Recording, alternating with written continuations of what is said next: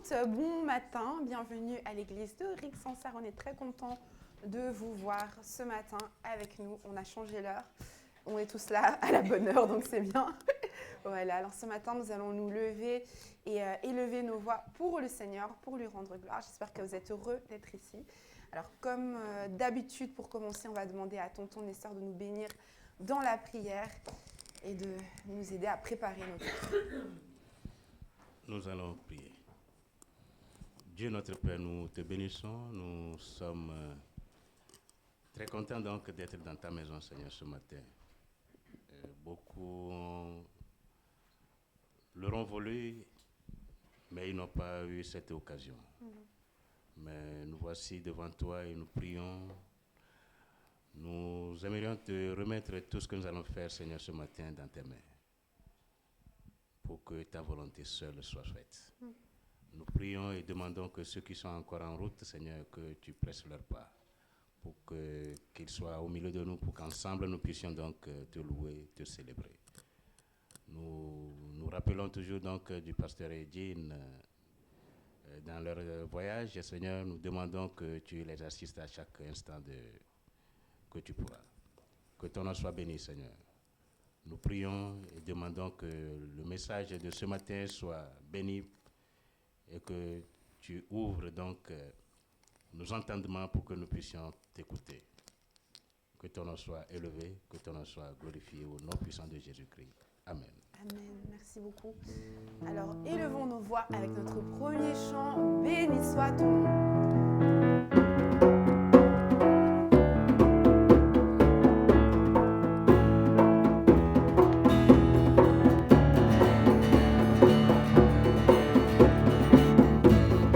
Béni soit ton nom.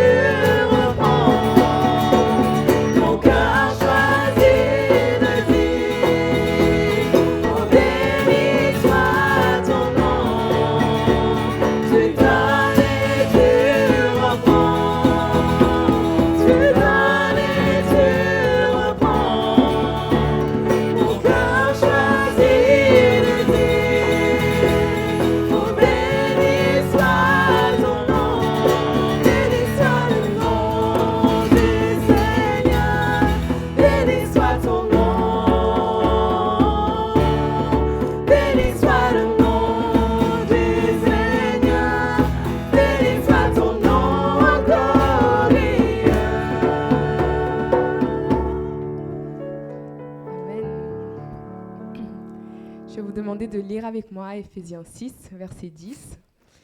Au reste, mes frères, fortifiez-vous dans le Seigneur et par sa force toute puissante, revêtez-vous de toute l'armure de Dieu afin que vous puissiez tenir ferme contre les artifices du diable. On va le relire encore une fois. Éphésiens 6, 10. Au reste, mes frères, fortifiez-vous dans le Seigneur et par sa force toute puissante, revêtez-vous de toute l'armure de Dieu afin que vous puissiez tenir ferme contre les artifices du diable. Amen. Éphésiens 6, 10. Au reste, mes frères, fortifiez-vous dans le Seigneur et par sa puissance, Sa force toute puissante, Voilà. revêtez-vous de toute l'armure de Dieu afin que vous puissiez tenir ferme contre les artifices du diable. Amen. Bon, amen. C'était un long verset. Voilà, on va le méditer toute cette semaine. Alors, notre prochain chant, Hosanna.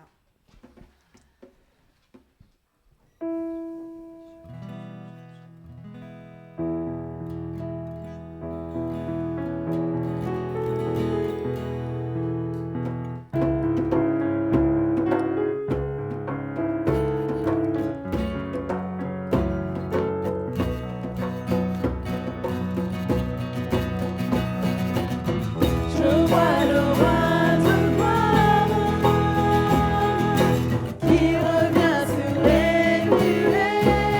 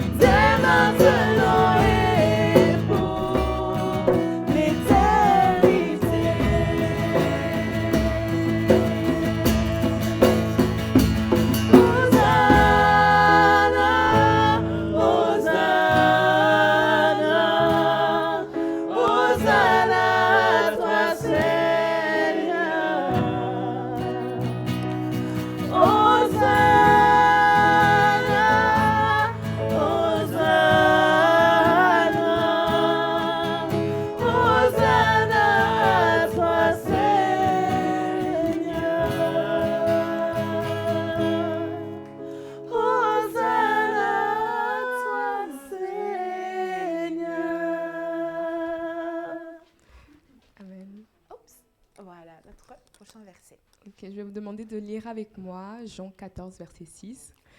Jésus lui dit, je suis le chemin, la vérité et la vie.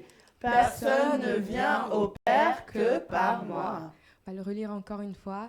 Jean 14, 6. Jésus lui dit, je suis le chemin, la vérité et la vie. Personne ne vient au Père que par moi. Amen. Jean 14, 6. Jésus lui dit, je suis le chemin, la vérité et la vie. Personne ne vient au Père que par moi. Amen. C'est une vérité dans laquelle nous croyons très très fort. Et nous allons chanter Dieu Tout-Puissant.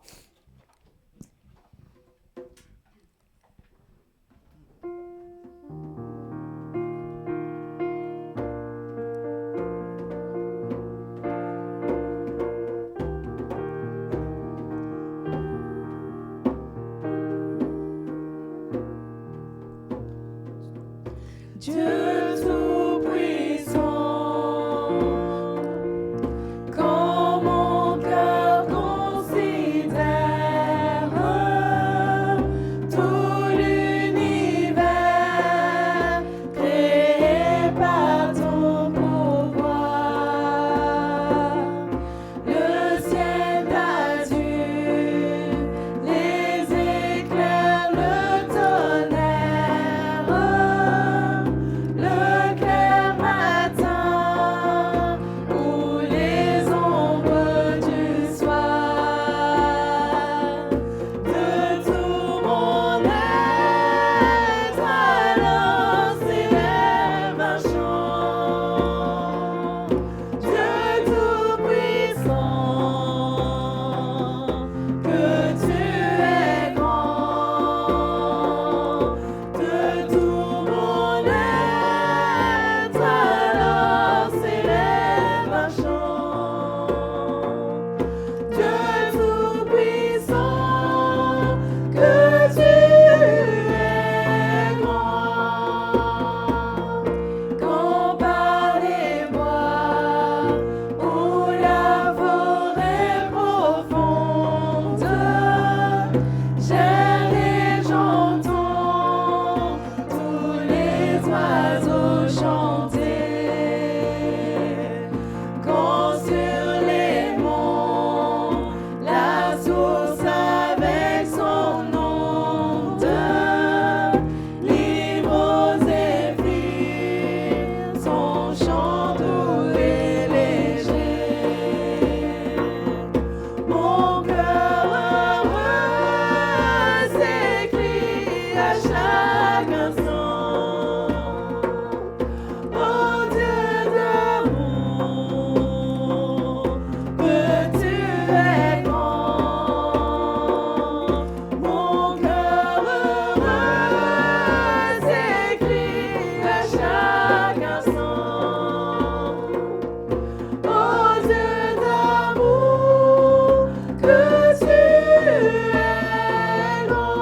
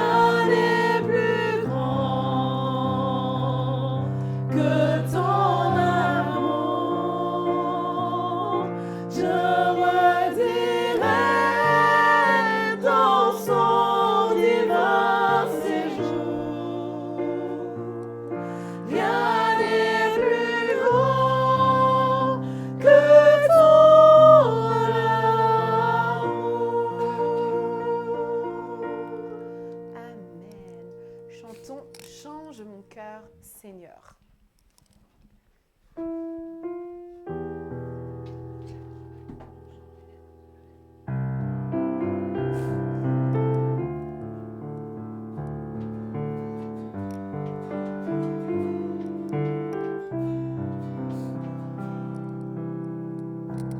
Change mon cœur, Seigneur, et purifie-moi.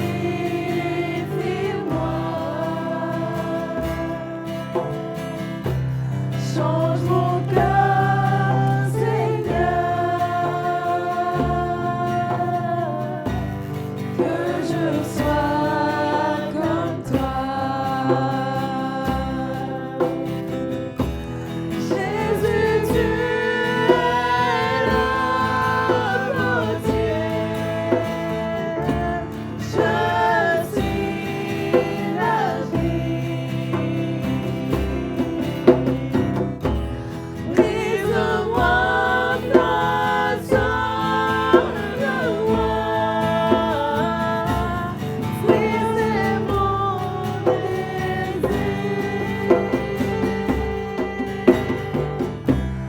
Change mon cœur, Seigneur, et purifie-moi.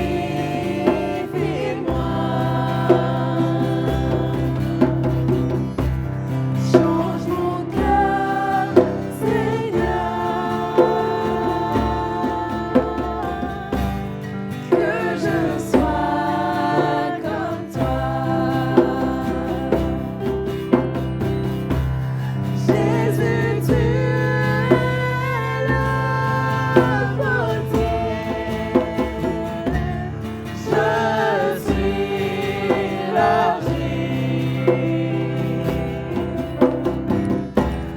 Brise-moi, façonne-moi, oui c'est mon désir. Change mon cœur, Seigneur, et purifie-moi.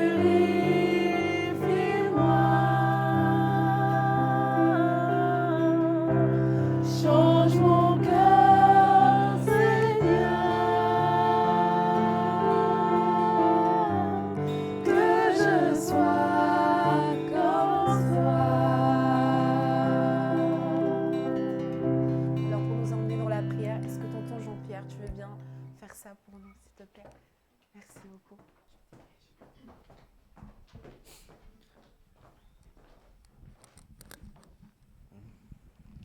Père Céleste, nous venons vers toi au nom de Jésus et nous te remettrons cette assemblée, Seigneur, et nous prions pour chaque personne qui est ici présente afin qu'elle puisse recevoir de toi, de ta parole, Seigneur, de ta nourriture. Et Seigneur, nous prions aussi pour ceux qui sont chez eux, qui n'ont pas pu venir, afin que tu puisses les bénir et que tu puisses aussi toucher leur cœur, Seigneur. Merci car tu es bon en tout temps. Et merci pour ta parole, Seigneur. Et nous te remettons la suite des éléments et nous prions afin que tu touches chaque cœur. Au nom puissant de Jésus. Amen. Amen, amen. Gloire au Seigneur. Notre prochain chant, tiens-moi dans tes bras.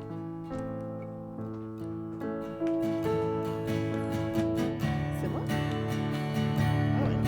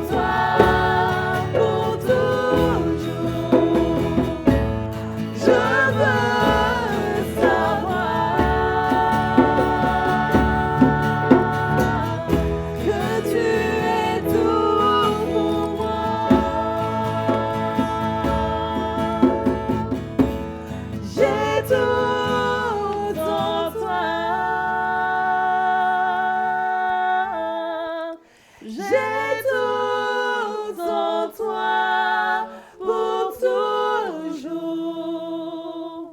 Je veux savoir que tu es tout pour moi. Amen. Alors, asseyons-nous. Tonton Nestor va venir nous donner le message ce matin. Je lui cède le micro. Merci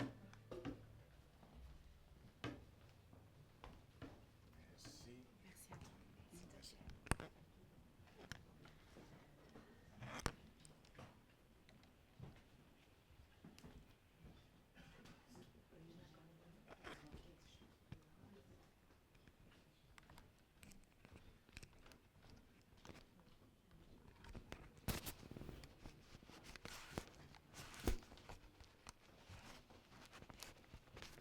Bonjour. Bien, nous sommes bénis ce matin. Dieu est toujours avec nous. Je pense que nous allons rentrer encore dans les Écritures pour voir un peu ce que Dieu va encore nous enseigner ce matin. Nous allons donc lire dans Deutéronome 32, verset 4. Que quelqu'un puisse donc nous le lire. Celui qui l'a trouvé premier. Deutéronome 32, verset 4. Il est le rocher, ses œuvres sont parfaites, car toutes ses voies sont justes. C'est un Dieu fidèle et sans iniquité. Il est juste et droit. Amen. Bien, justement, ce matin, nous allons retenir un seul mot dans cette lecture. Vous le partagez la Bible? D'accord. Alors, relisez-nous ça encore une fois. Il est le rocher, ses œuvres sont parfaites, car toutes ses voies sont justes. C'est un Dieu fidèle et sans iniquité.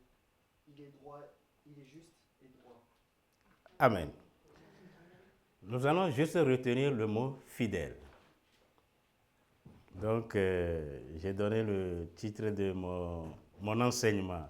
Je ne dirai pas mon message de mon enseignement ce matin, la fidélité de Dieu. C'était le terme de la revanche. Ah, voilà. Bien, donc, pourquoi nous pourrons dire que Dieu est fidèle? Voilà. Donc, c'est ce que nous allons apprendre ce matin. Le jour où le pasteur m'a dit, Nestor, j'aurais aimé que tu fasses que tu prêches quand je ne serai pas là. J'ai levé la tête et j'ai dit, bon, ok.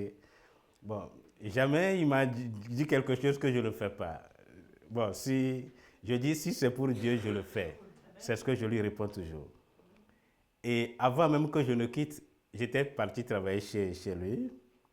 Et avant même que je ne quitte chez lui, j'ai eu le message.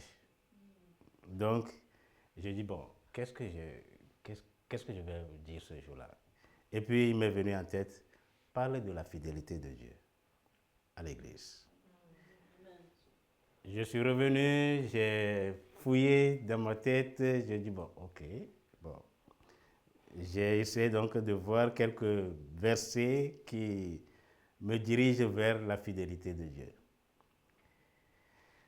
Donc, nous allons essayer donc de définir un peu ce que c'est que la fidélité. Quand on peut dire à quelqu'un qu'il est fidèle.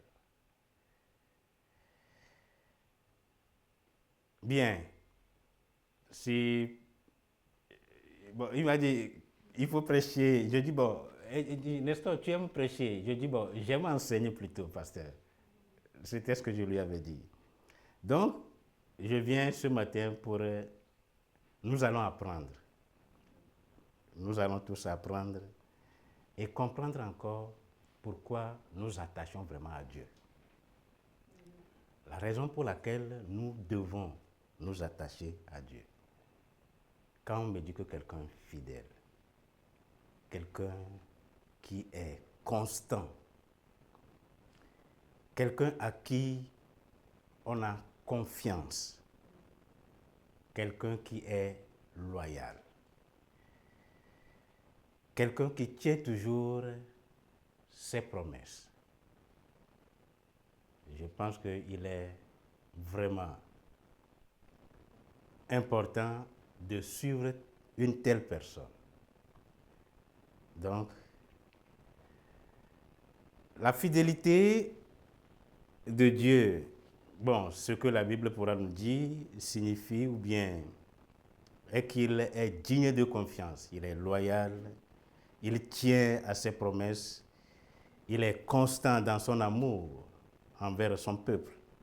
Même face aux difficultés, on voit toujours que Dieu est avec nous.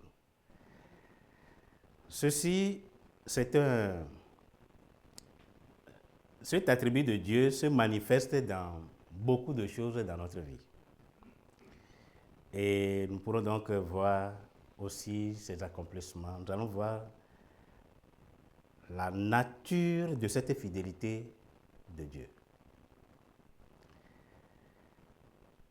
Parlant donc de la loyauté et la constance, Dieu est décrit ou Dieu est dépeint comme un être loyal, digne de confiance, dont les actes sont parfois justes, comme le souligne le livre de Deutéronome 32, 4. Bon, ceci nous amène à la tenue de ses promesses. Dieu tient toujours à ses promesses. Et la Bible montre que Dieu ne laisse aucune de ses paroles s'accomplir sans effet. Des exemples historiques comme la promesse de la terre promise illustrent cette fidélité. Et comme nous le disons tout à l'heure, quand quelqu'un te promet quelque chose et qu'il le fait, il respecte cela, tu auras toujours confiance en cette personne. Et tu tiendras toujours. Même quand tu dors, et si la personne t'appelle, tu sais en même temps que c'est quelqu'un à qui tu ne peux rien refuser. Tu y vas. Tu peux même lui donner la clé de ta chambre sans que tu n'aies de crainte. Oui, quand quelqu'un est fidèle, tu sais que bon, la personne est ce que tu désires, c'est-à-dire cette loyauté, cette droiture, tu essaieras toujours de le suivre.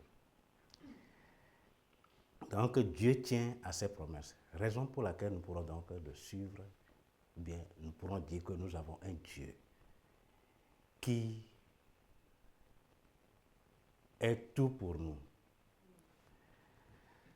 Nous verrons aussi donc cette fidélité de Dieu dans sa patience et dans sa persévérance. Malgré la persévérance ou bien la patience donc de Dieu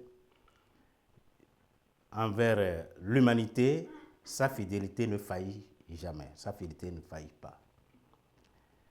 Il est patient, désirant que tous parviennent au repentir plutôt que de détruire.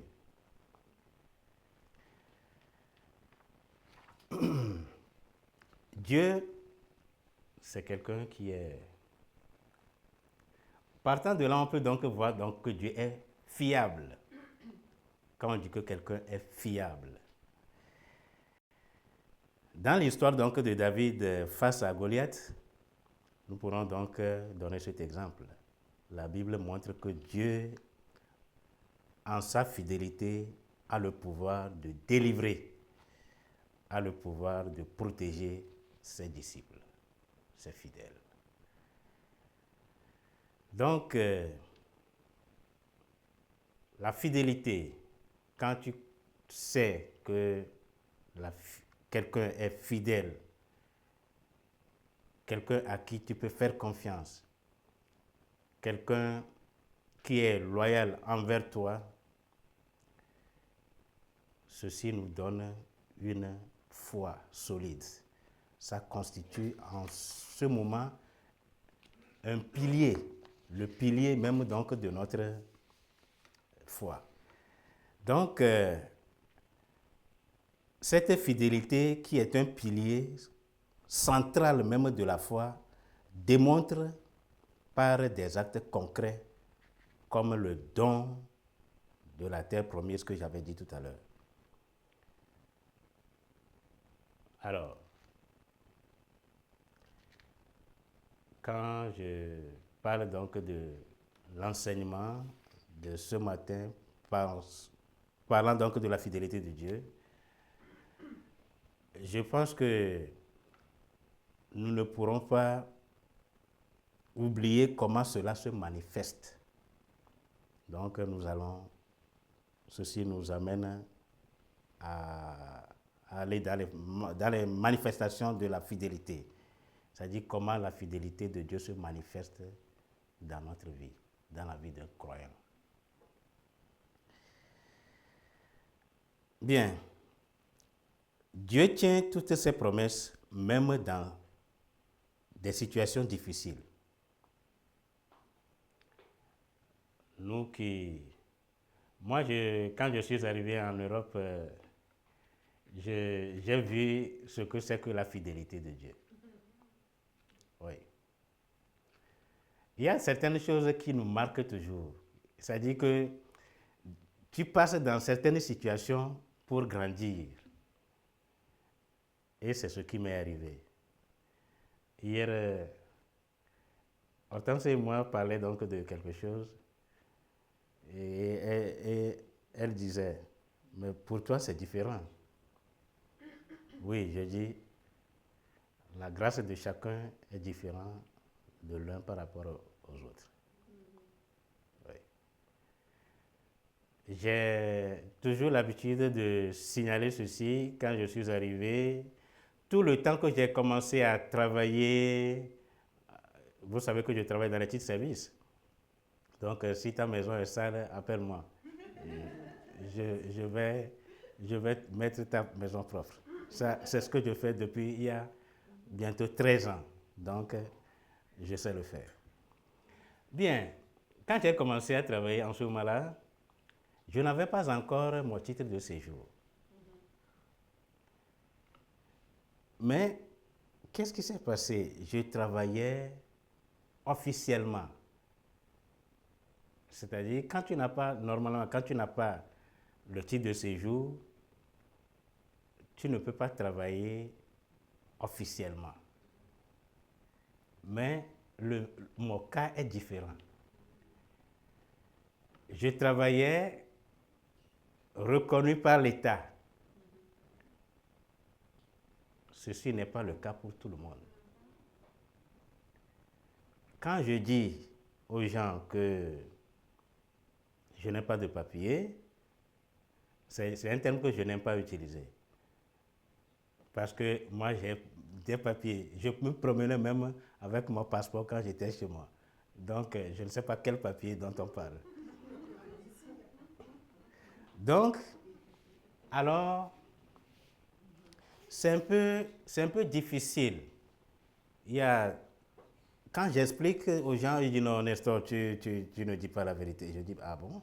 Je n'ai pas ce papier dont vous dites là, je ne l'ai pas. Je dis, mais comment? Tu travailles? Mais oui, je dis, je travaille. Je travaille. Elle dit, mais quand tu n'as pas le papier, tu ne peux pas travailler, tu ne peux pas faire ce travail. Je dis, mais oui, mon cas est différent. Ça veut dire que Dieu a pris ma partie. Dieu a pris ma partie. Donc, ça me montre combien de fois Dieu est fidèle. Et à mon tour, je dois être fidèle à lui. Donc, c'est pourquoi je parle donc de la manifestation de la fidélité de Dieu. Comment cela se manifeste dans notre vie, dans la vie d'un croyant. Bien. Il nous protège. Dieu protège ses enfants. C'est pour cela que quand je prends la route, je vais quelque part, je n'ai jamais peur. Je ne sais pas pourquoi. Je sais que j'ai quitté la maison. Je vais revenir à la maison. Parce que celui-là que je suis, il est fidèle. Il a promis. Il a dit qu'il va veiller à mes allées et à mes retours. Et c'est un verset que je répète tous les jours avant de quitter ma maison.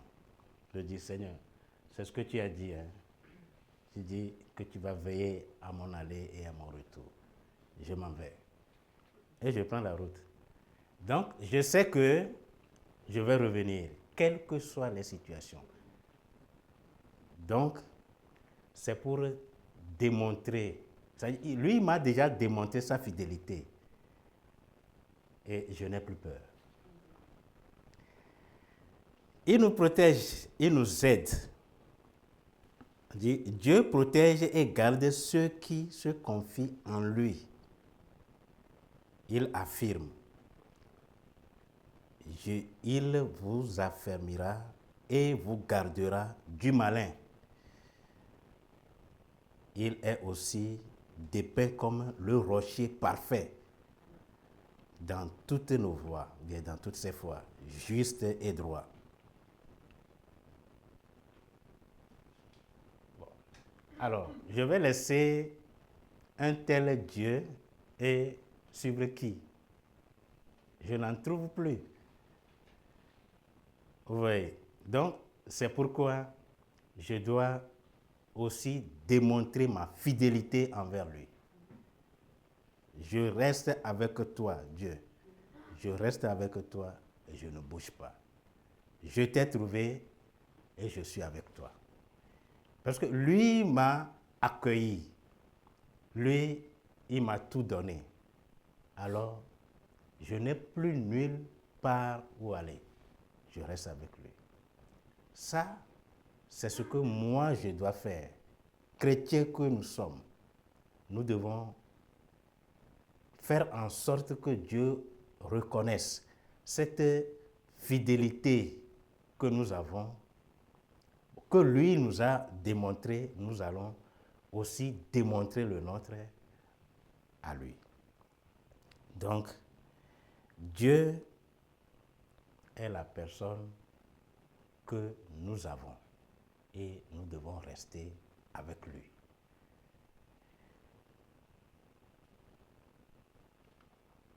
Nous voyons aussi cette fidélité, bien cette fidélité se manifeste aussi dans le pardon. La semaine dernière, on nous a parlé donc du pardon. La fidélité de Dieu inclut le pardon. Nous pourrons donc aussi revenir sur ça. La fidélité de Dieu inclut le pardon. Si le croyant confesse, on peut voir ça dans un verset, nous allons lire quelques versets pour terminer par après. On dit, s'il confesse, si le croyant ou bien les croyants confessent leurs péchés, il est fidèle et juste pour leur pardonner et les purifier. Moi, je ne sais pas vraiment qu'est-ce qui nous manque, nous, les chrétiens. Non? Je ne vois pas. Tu as fait quelque chose de mal à quelqu'un, Dieu te donne l'occasion, l'opportunité de revenir vers lui et dire, papa, ce que j'ai fait là, ce n'est pas bon. Alors, pardonne-moi. Si tu as cette occasion, si tu as cette possibilité, en quoi tu vas aller chercher quoi ailleurs? Des fois, moi, je cause je parle à Dieu comme si nous sommes en train de discuter. Je n'ai pas besoin donc de faire des tapages par-ci, par-là pour dire que non. Mon Dieu, il est patient. Mon Dieu est juste. Mon Dieu est droit. Il est loyal. Mon Dieu est celui qui protège. Mon Dieu aide. Alors, j'ai tout en lui. Donc, vous savez, Dieu, c'est cette personne, avant de créer le monde dans lequel nous sommes, il a tout mis sur place. Il a veillé que tout soit bien ordonné. Avant que nous ne soyons nés, il nous a tout préparé.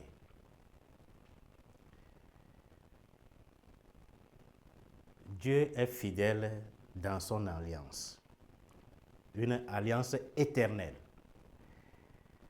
Cette fidélité de Dieu est intrinsèquement liée à son alliance,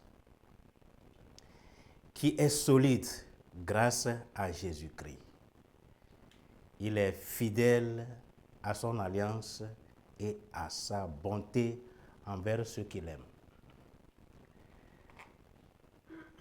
Je faisais un petit commentaire l'autre fois que lorsque tu aimes quelqu'un, quel que soit ce que la personne t'a fait, tu peux entre-temps lui pardonner.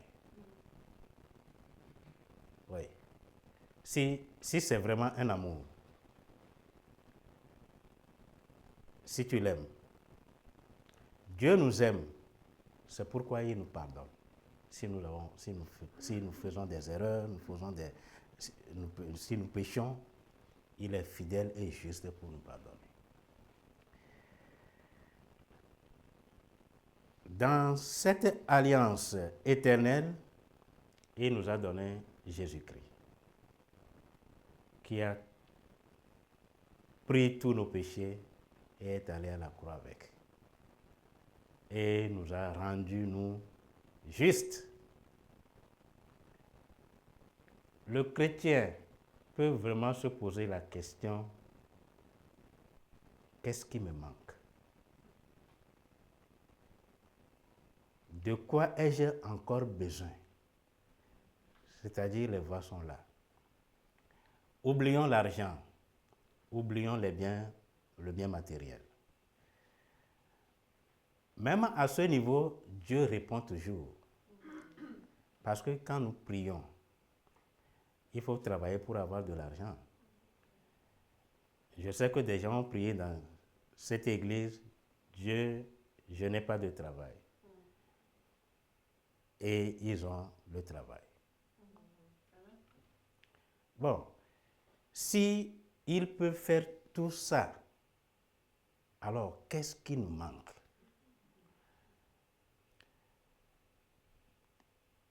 Tout à l'heure, nous avions dit que la fidélité de Dieu est un pilier central de la foi. Nous savons que quand nous n'avons pas de foi, nous ne sommes pas agréables à lui. Donc, Dieu est celui-là, c'est-à-dire ce grand homme, ce vieillard. Dieu n'est pas un petit. Dieu, c'est un sage, un vieillard. Celui-là qui est assis quelque part et observe tout. Même dans les lieux les plus sombres, Dieu voit tout. S'il sait que tu es dans des difficultés, il te parle. Dieu parle, hein? Dieu parle à chaque instant dans notre vie. Sauf que nous n'avons pas cette possibilité de l'écouter au fur et à mesure du moment même où il nous parle. Pourquoi? Nous sommes trop distraits. Nous sommes tellement distraits que quand Dieu nous parle, on n'arrive pas à écouter. Sinon, où que tu sois, quoi que tu fais, Dieu est avec toi et il te parle. Donc, ceci va nous amener, qu'est-ce que cette fidélité de Dieu signifie pour le croyant, pour un chrétien. La foi en la fidélité de Dieu permet d'espérer sans faillir, car il est fidèle à ses promesses de nous rendre irréprochables au jour du Christ. Dieu, il fait ça. Revenant sur la confiance, les croyants sont appelés à placer leur confiance en lui. Nous devons placer notre confiance en Jésus-Christ. Nous devons espérer en lui.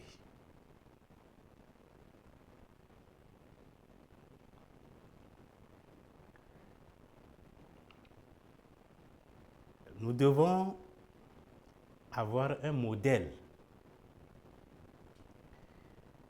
Et la Bible présente Jésus-Christ comme l'exemple parfait de fidélité. Car il a été fidèle à Dieu jusqu'à sa mort sur la croix. Les croyants sont appelés à faire preuve de cette fidélité dans leur propre vie. Nous devons faire preuve de cette fidélité de Dieu dans notre propre vie. Et c'est ça qui va augmenter notre foi. Cela augmente notre foi. Cela nous permet de croire davantage et d'être aussi affermis, solides. Les choses peuvent te cogner par-ci, par-là, mais tu sais que tu es avec quelqu'un. Quelqu'un t'a donné déjà cette possibilité de rester et de croire.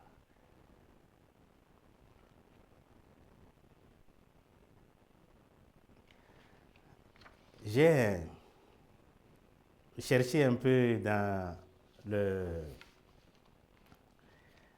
dictionnaire et je suis rentré, j'ai quelques dizaines donc de versets qui nous parlent donc de la fidélité de Dieu. J'aimerais partager ça aussi avec vous. Et peut-être nous allons lire beaucoup maintenant. Bien, mettez vos Bibles sous la main, ceux qui ont leur téléphone, mettez tout sous la main parce que je peux appeler n'importe qui. Vous me connaissez un peu, c'est comme ça que je fais. Bon, comme c'est un enseignement, tout le monde peut parler. Le Seigneur est fidèle.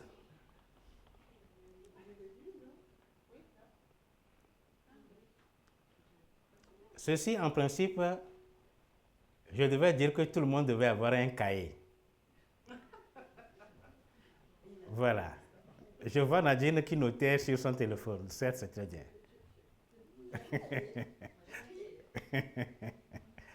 Bien. Donc, il y a 15 versets que nous allons lire maintenant parlant de la fidélité de Dieu.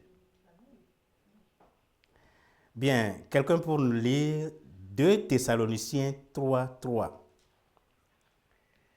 Si je peux commencer par derrière.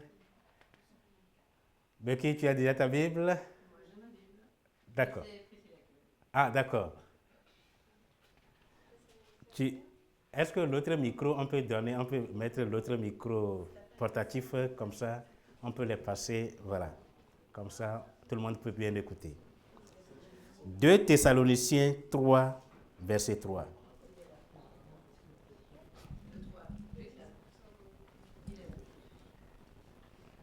Je pense que Le Seigneur est fidèle qui vous affirmera et vous préservera du mal.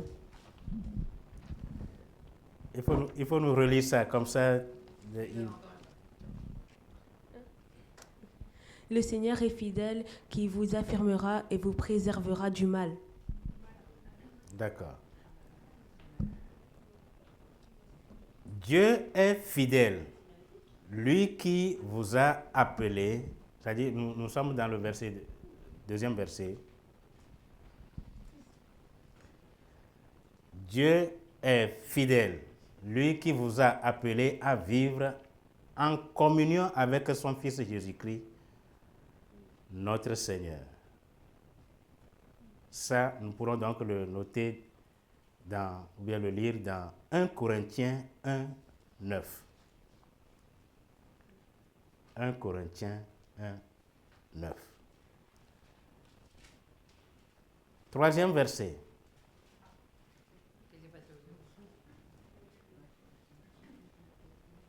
Vous pouvez... Troisième verset. Oui, à qui le tour? Oui.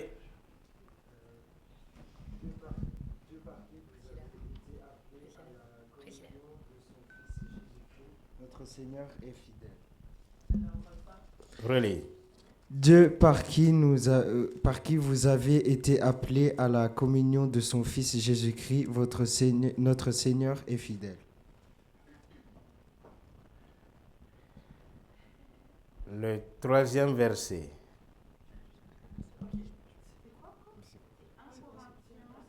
On a commencé avec Deutéronome, les gars. 1 Corinthiens 1, 9. Oui. Troisième verset. 1 Jean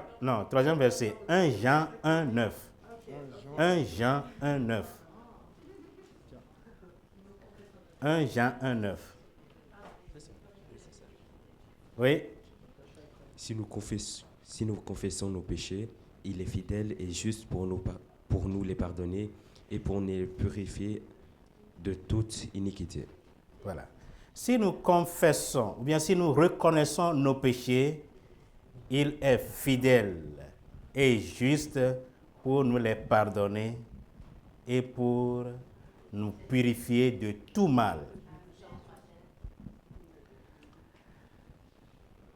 Bien, nous voyons la fidélité de Dieu à chaque niveau de notre vie. Verset 4, Apocalypse 19, 11. Arsène. Oui. Apocalypse, oui, 19, 11. Je vis ensuite le ciel ouvert, et il parut un cheval blanc, et celui qui était monté dessus s'appelait le fidèle et le véritable, celui qui juge et qui combat avec justice. Amen. Le verset 5. Donne ça à ta grande sœur en même temps. Donne le micro à ta grande sœur, Corinne. Bien. Bien. Corinne, tu nous lis Psaume 46, du verset 2 au 4.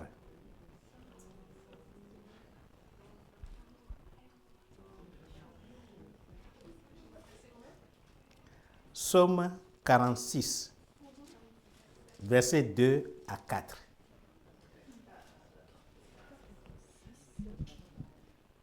Dieu est notre retraite, notre force, notre secours dans les détresses est fort aisé à trouver. C'est pourquoi nous ne craindrons point que la terre serait bouleversée, quand les montagnes seraient ébranlées au sein de la mer, quand les eaux mugiraient en bouillonnant et quand leur furie ferait trembler les montagnes. Amen. Dans tous ces versets que nous lisons, nous voyons à chaque niveau où nous pouvons donc nous faire confiance. Nous pourrons donc nous pourrons donc croire. Cela peut augmenter notre foi. Nous serons sans crainte. Le verset 6, Psaume 94, 14. Psaume 94, 14.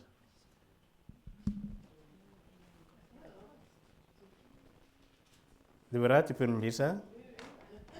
D'accord.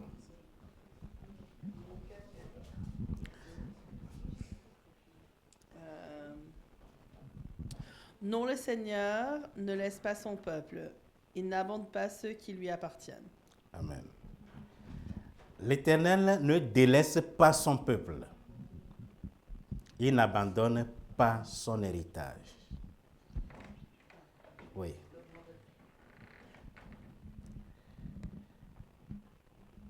Psaume 37, versets 23 à 25. Natacha.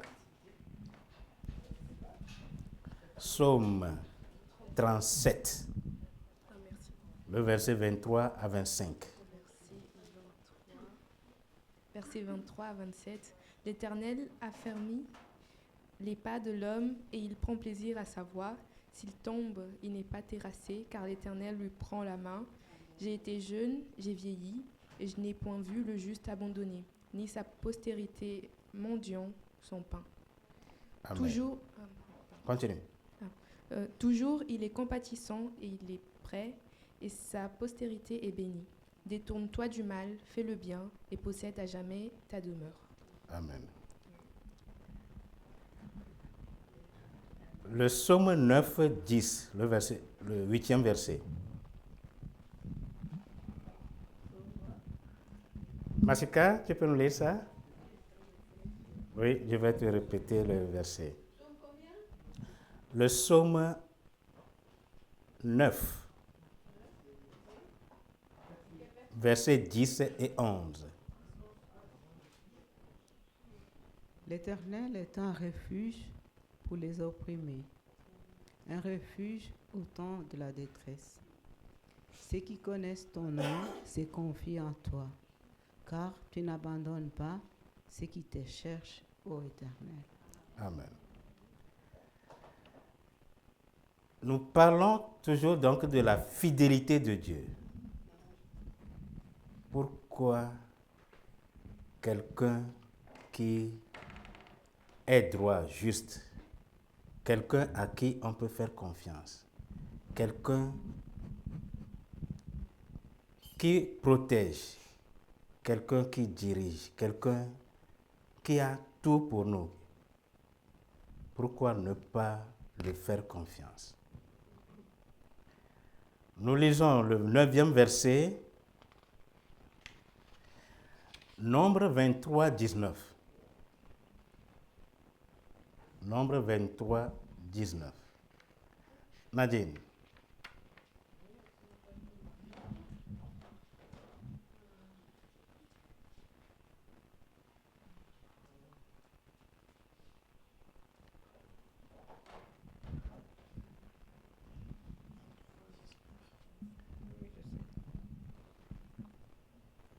Non, je suis à Deutéronome là. Attends. Ah. Mais. Nombre. Oui, je sais, mais il ne veut pas me donner les noms.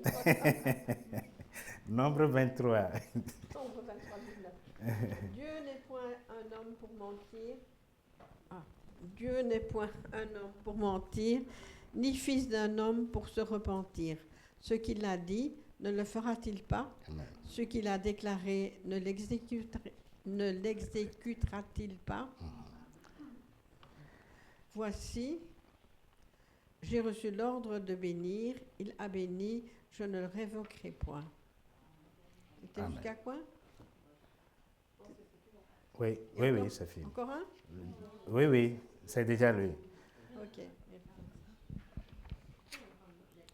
Dieu n'est pas un homme pour mentir, ni le fils d'un homme pour revenir sur sa décision? Ce qu'il a dit, ne le fera-t-il pas? Ce qu'il a déclaré, ne l'accomplira-t-il pas? Oui. La confiance en Dieu. Nous lisons le 10e verset. Notre juriste.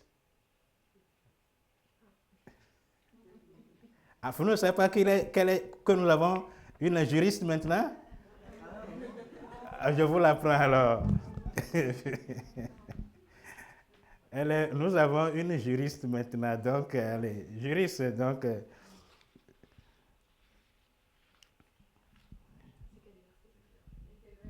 Ah oui, elle va lire le verset le plus long pour nous. Bon, nous sommes au 10e verset, n'est-ce pas? Attendez. Voilà. Tu nous lis Lamentation. Non, ce n'est pas le plus long. Hein. Tu nous lis Lamentation 3, 21 à 26. Lamentation 3.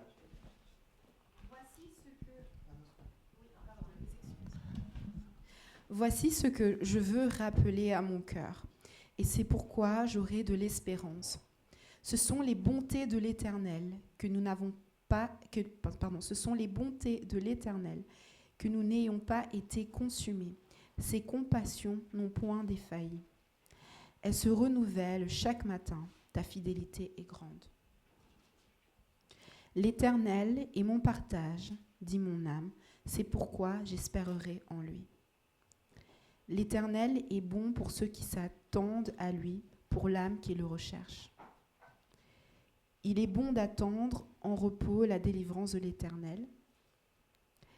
Il est bon à l'homme de porter le joug dès sa jeunesse. Encore ? Oui, jusqu'au 26. Jusqu'au 26 ? Ah ben voilà. Il est bon d'attendre en repos la délivrance de l'Éternel. Amen. Amen.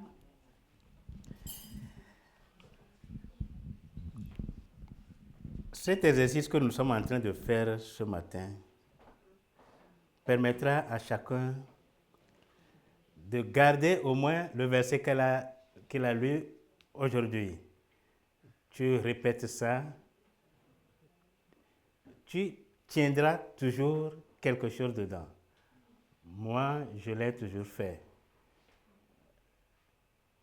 Et ça permet à ce que tu gardes au moins le verset que tu as lu à l'Assemblée.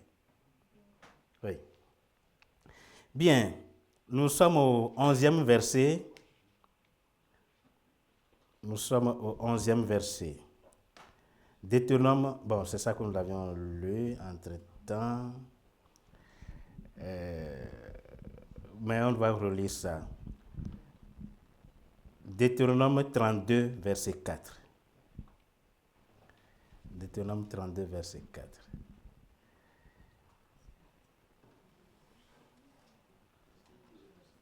Un volontaire. Deutéronome 32, verset 4.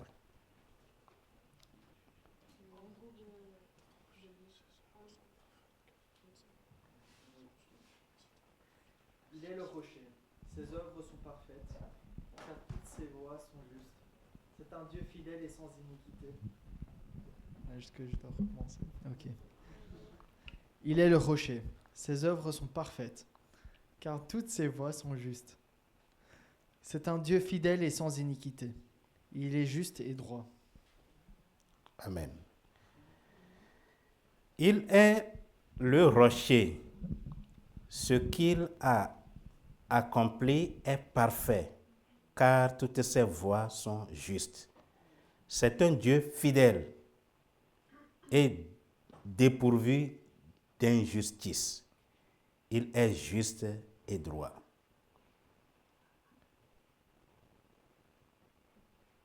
Le verset 12. le 12e verset. Thessaloniciens 5, 24. Pardon? Oui. Oui. 1 Thessaloniciens 5, 24, je pense. 1 Thessaloniciens 5, 24.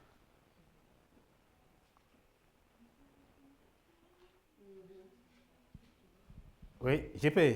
Ah, ok. Je nous lis ça. Quand tu as déjà le micro. Oui.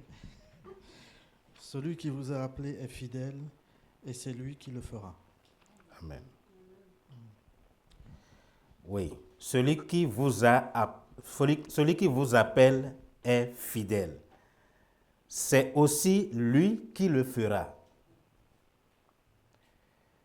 Vous savez, quand vous lisez les versets de la Bible pour vous-même, ça donne une puissance. Beaucoup ne le savent pas. Lorsque tu lis à haute voix pour toi-même, tu te prêches, c'est-à-dire tu prêches pour toi-même. Et ça donne la puissance. Je répète cela. Celui qui vous appelle est fidèle. C'est aussi lui qui le fera. Je dois entendre un bon amen. Oui. Nous sommes au 13e verset. Josué 21, 45.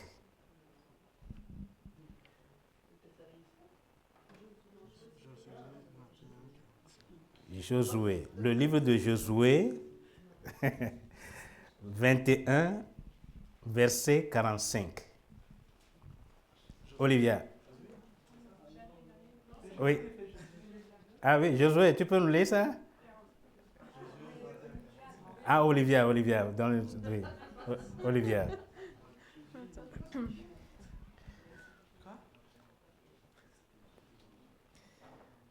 De toutes les bonnes paroles que l'Éternel avait dites à la maison d'Israël, aucune ne restera sans effet, toutes s'accomplirent. Amen. De toutes les bonnes paroles que l'Éternel avait dites à la communauté d'Israël, aucune ne resta sans effet. Toutes s'accomplirent. Amen. Nous lisons 2 Pierre. Nous sommes au 14e verset, pour ceux qui notent. Nous lisons 2 Pierre 3, verset 9. 2 Pierre 3, verset 9.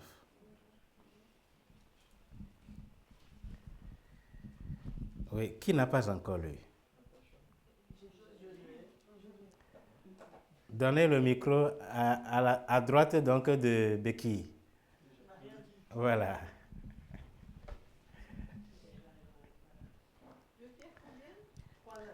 3, 9. 2 Pierre 3, 9. Le Seigneur ne retarde point l'exécution de sa promesse, comme quelques-uns croient qu'il y ait du retardement, mais il use de patience envers nous, ne voulant point qu'aucun périsse, mais voulant que tous viennent à la repentance. Amen. Le Seigneur ne tarde pas dans l'accomplissement de sa promesse, comme certains le pensent. Au contraire, il fait preuve de patience envers nous, voulant qu'aucun ne périsse, mais que tous parviennent à la repentance.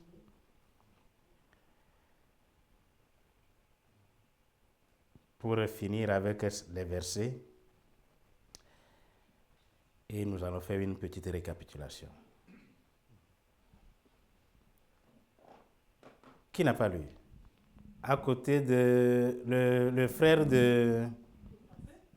Oui, Orphée. Oui, bon, c'est Orphée, son petit frère. Ah, il a lu? Qui n'a pas lu? Josué n'a pas lu. Les enfants n'ont pas lu. Ah, ok. Bon, Natacha a lu, c'est Josué qui reste. Josué, tu peux quand même nous lire ce verset. Le 15e verset. Tu vas nous lire le 15e verset qui est Deutéronome 7, verset 9. Deutéronome 7, verset 9.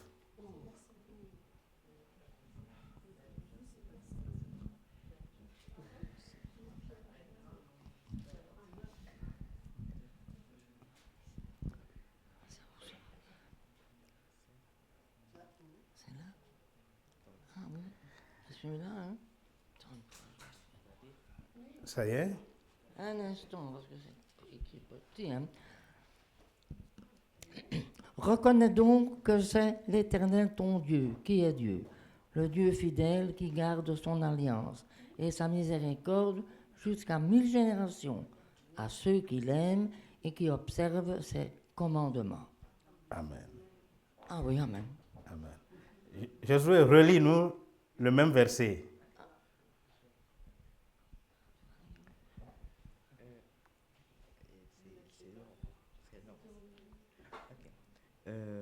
Reconnais donc que c'est l'Éternel ton Dieu qui est Dieu, le Dieu fidèle, qui garde son alliance et sa miséricorde jusqu'à 1000 générations à ceux qui l'aiment et qui observent ses commandements. Tu lis nonchalamment, c'est pas bon. Tu lis avec... Oui, c'est le verset 7, le verset 9. Deutéronome 7, le verset 9. Ça va? Sache donc que... Je reprends le verset. Sache donc que c'est l'Éternel, ton Dieu, qui est Dieu.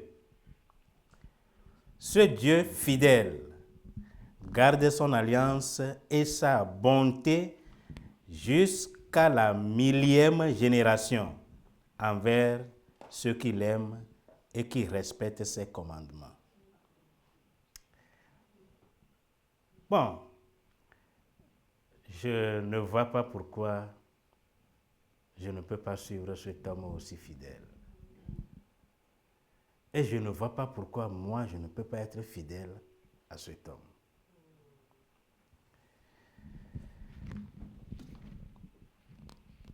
Une chose que j'ai notée dans tout ceci,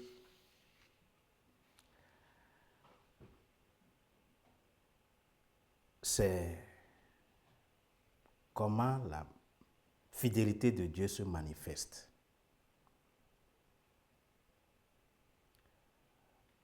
Dans la vie de nous croyants, comme dans la vie, comme Dieu même est fidèle.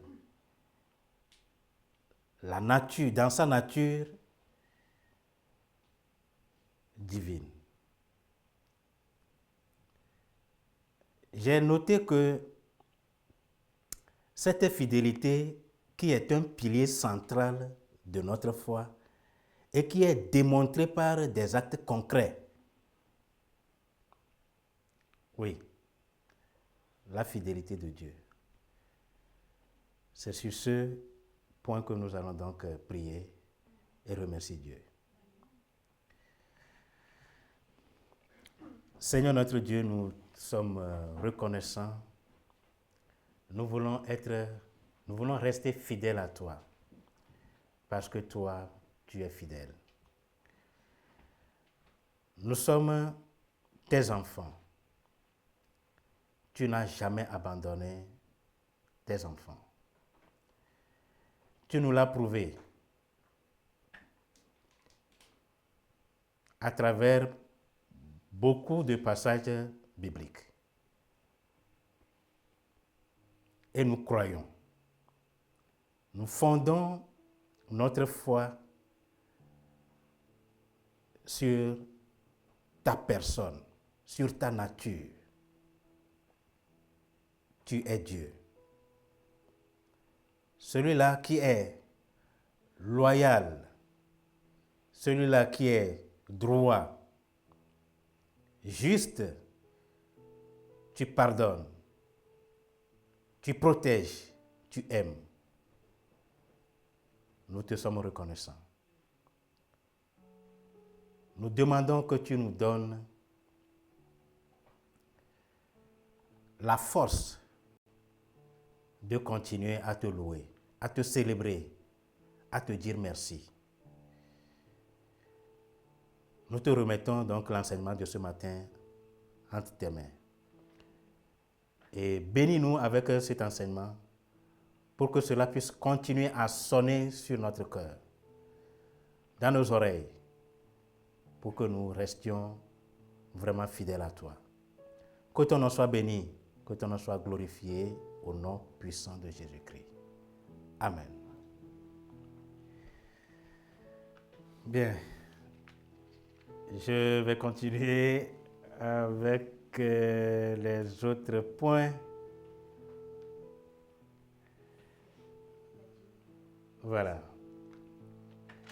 Je vais demander à Josué de m'aider pour ceux qui veulent donc faire leur dîme et offrande, peuvent lever la main. Josué va passer avec les enveloppes.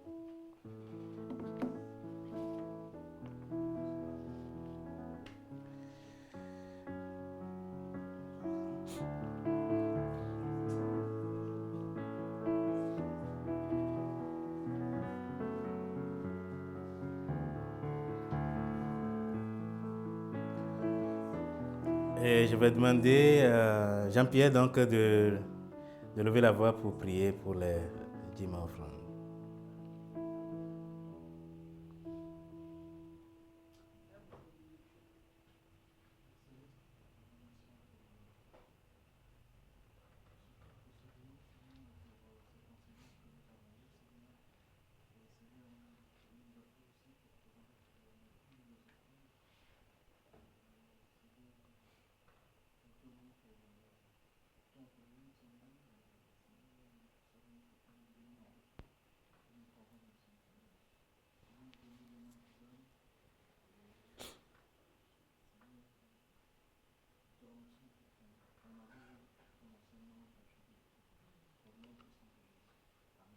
Amen. Bien, comme nous le savons, pour ceux qui ne le font pas à travers les enveloppes, peuvent continuer toujours à le faire à travers les numéros de compte bancaire. Je vais demander alors à Déborah de nous donner les annonces.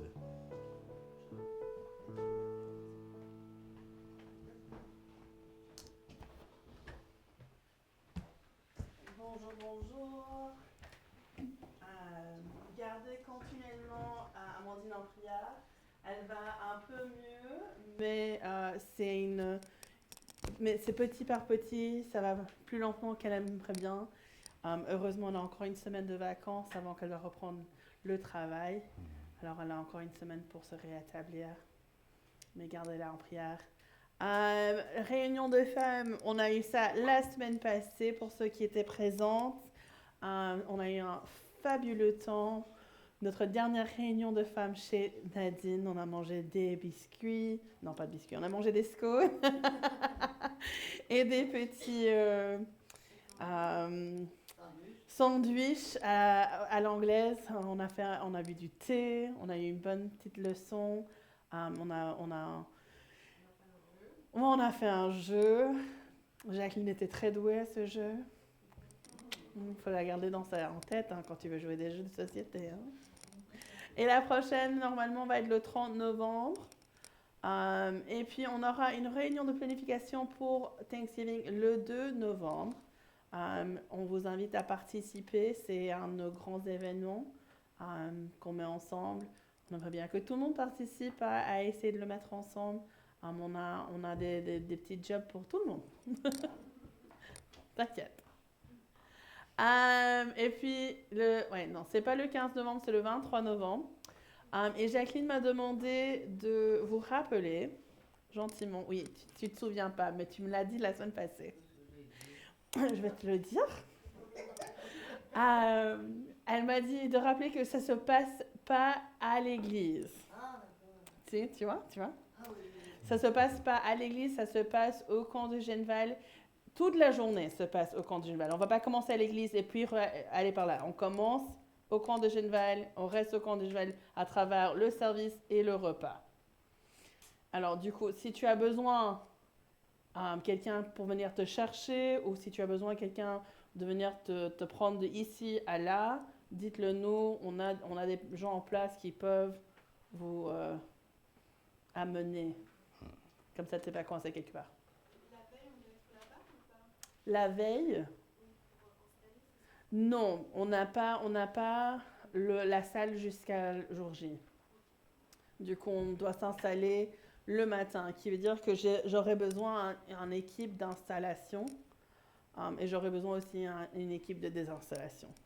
Ça veut dire que, du coup, Claude, mon assistant hier, m'a déjà mis un truc en place pour ça. Alors, j'ai une partie du 2 novembre, ça va être, OK, qui va faire quoi? Oui. Il y a des tables et des chaises? Oui, il y a des tables et des chaises déjà pourvues. Il y a des tables et des chaises déjà pourvues. Il y a de la vaisselle qui est déjà pourvue. Il y a pas mal de choses qui sont sur place déjà, selon ce qu'ils m'ont écrit. Je sais que Massika en sait beaucoup plus que moi.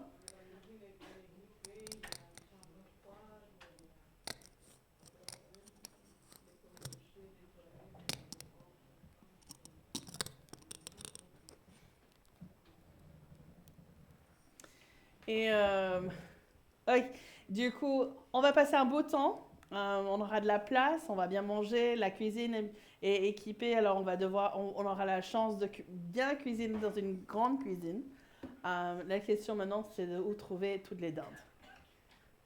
Des invitations, est-ce qu'elles seront prêtes rapidement? Elles ne sont pas encore prêtes, elles vont être prêtes cette semaine. Oui, je sais. C'est sur moi. Je vais les terminer, je vais l'envoyer à Tata Nana pour être relus. Et puis, on va les imprimer cette semaine. OK? Autre chose sur Thanksgiving? Super. Et puis, le 29 novembre, on sera de retour sur les cours de conseil biblique. Apparemment, Tata Nana n'est pas contente avec ça, mais c'est pas moi qui fais les dates, hein? À revoir. Tout est en fonction à être revu, hein? Et bien sûr, gardez Pasteur et sa femme en prière. Ils sont... Pas parce qu'ils sont en train de voyager. Ils sont de retour avec nous le 13 novembre. Juste en temps pour Thanksgiving. Mais c'est pas grave. Alors, ça veut dire que pas mal de choses doivent être en place avant qu'ils reviennent. On ne peut pas les attendre. Est-ce que j'ai raté quelque chose? Non. OK, super. Les études bibliques cette semaine? Non, parce que la majorité des gens sont toujours en vacances scolaires. Du coup, je sais que pour ceux qui n'ont rien à voir avec les vacances scolaires, ça ne vous change rien. Mais pour ceux qui ont des enfants, ils sont tous au sud de la France, ils sont tous un peu éparpillés. Alors, il n'y en a pas cette semaine. Il n'y a pas de chorale pour Thanksgiving. On va commencer une chorale pour Noël. C'est une bonne question. Je ne sais pas encore. On peut, oui. Oui, j'aimerais bien au moins 3 spéciales pour Thanksgiving. Alors, si ça vous intéresse de faire une chanson, que ce soit vous tout seul ou avec un groupe de personnes, venez me parler. J'ai déjà parlé avec Faïda et Théodora. Alors, laissez-moi savoir ce que vous voulez chanter ou quoi, ou si vous avez besoin de l'accompagnement ou quoi. OK? Autre chose? Parfait. Bon, que l'Éternel te bénisse et te garde, que l'Éternel fasse briller son visage sur toi et t'accorde sa grâce, que l'Éternel se tourne vers toi et te donne la paix. Amen. Ah, Jean-Pierre.